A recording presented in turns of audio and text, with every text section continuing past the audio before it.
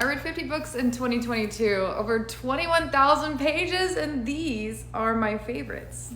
Alone with You in the Ether by Olivia Blake is a beautiful love story. It's not your typical love story. It explores mental health, and this had me sobbing at the end. It's just so well written.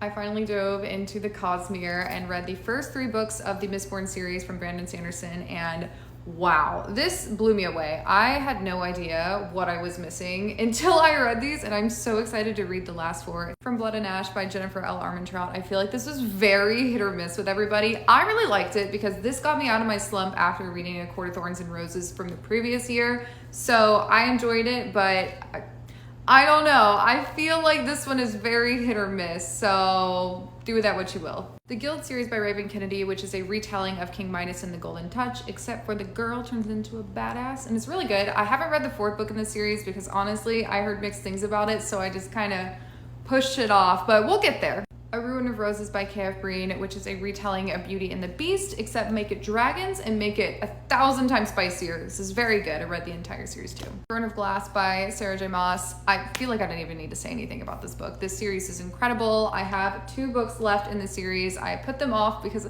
I didn't want the series to end. Like, I know that sounds dumb, but I just didn't want the series to end, so I put them off for when I have a slump, but it's just, wow.